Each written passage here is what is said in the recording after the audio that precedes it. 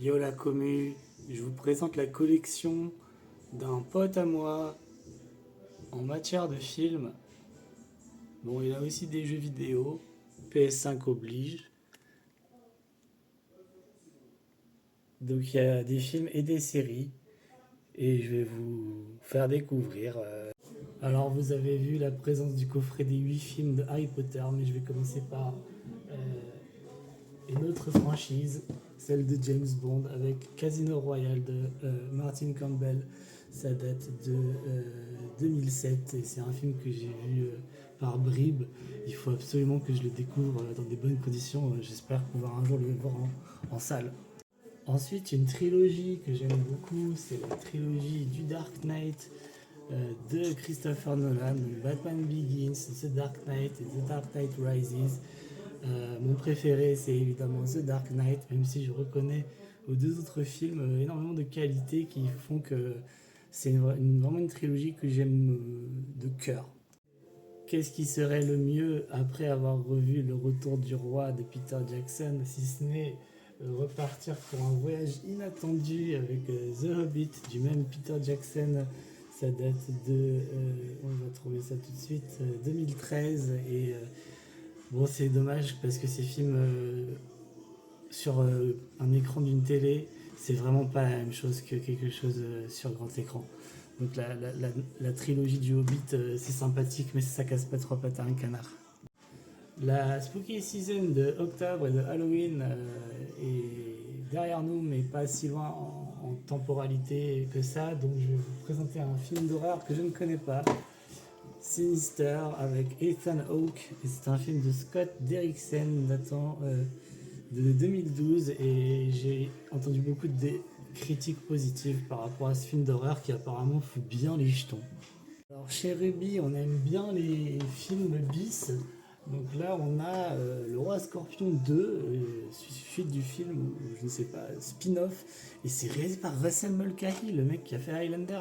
Donc je ne sais pas la qualité de ce film, mais j'aimerais vraiment le découvrir parce que ça a l'air assez marrant.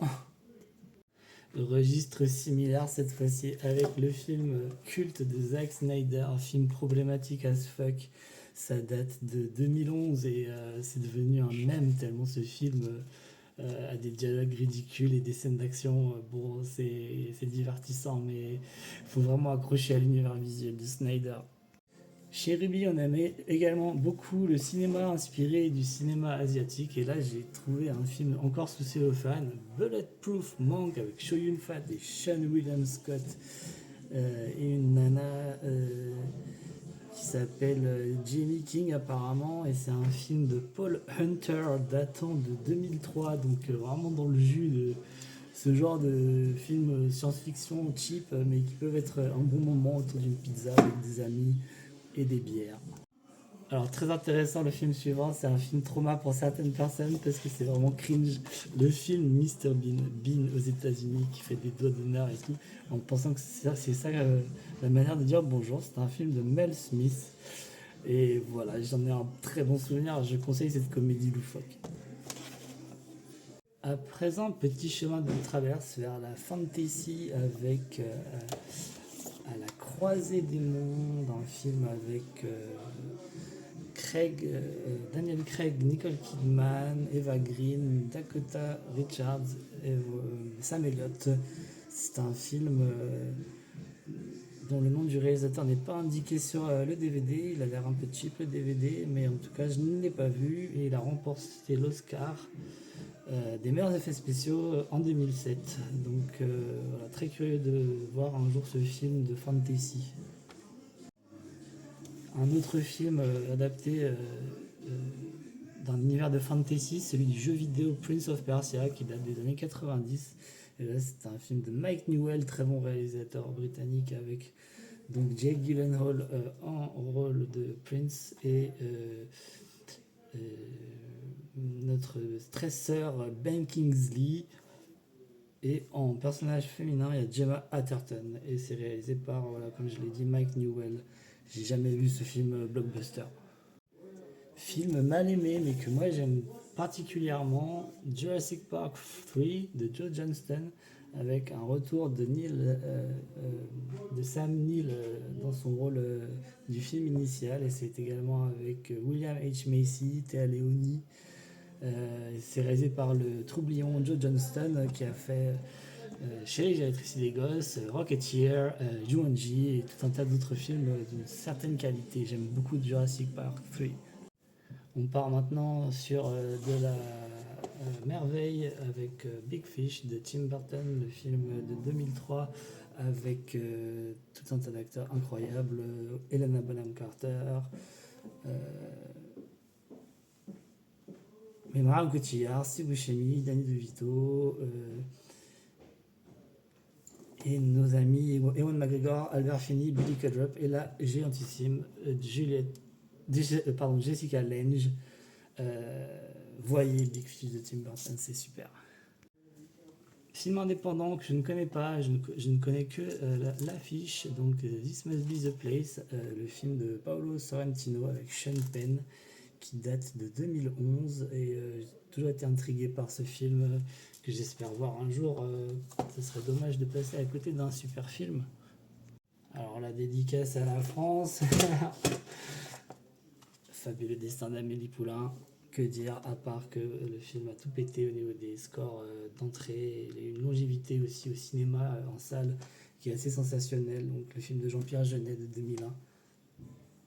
À présent, une nouvelle série de films, cette fois-ci la quadrilogie Alien, commençant par le film de Ridley Scott en 1979, suivi du film de Cameron en 86, le film de Fincher en 93 et le film de Jean-Pierre Jeunet à nouveau en 1997, toujours avec Sigourney Weaver dans les 4 films. Que dire sur la saga Alien? Moi j'aime énormément, même je confesse que j'aime un peu Prometheus et Covenant. Je suis peut-être un des rares, mais la quadrilogie originelle reste largement supérieure. En juin, au festival d'animation d'Annecy, j'ai pu découvrir un premier court-métrage de André Selé, qui a plus tard fait le film culte Nightmare Before Christmas, l'étrange Noël de Mr. Jack. Ça date de je ne sais plus quelle année, mais en tout cas, Tim Burton est à la production, Henry Selick à la réalisation, et c'est un chef-d'œuvre. C'est un chef-d'œuvre. Petit retour au cinéma en Asie avec le film thaïlandais Ong Bak, réalisé par Prachia Pinkaew, un film que je n'ai jamais vu. J'aime bien les films de baston, j'aime beaucoup les films de boxe par exemple, mais je serais très curieux de voir ce film qui apparemment a fait sensation lors de sa sortie et lors de sa promotion en DVD. Avant-dernier DVD de la collection de mon pote, Final Fantasy, un film d'animation autour du jeu vidéo, et ça date de 2001. Il n'y a pas le nom du réalisateur, je l'ai oublié, mais donc c'est japonais. Je connais ni le jeu ni le film, mais je serais très curieux un jour de voir ça, étant donné que j'aime beaucoup le cinéma d'animation dans son ensemble. Last but not least, un film documentaire, ou plutôt un montage de action de match de foot de Zidane. C'est un film qui s'appelle Portrait du 21e siècle. C'est un film de Douglas Gordon et de Philippe Parreno.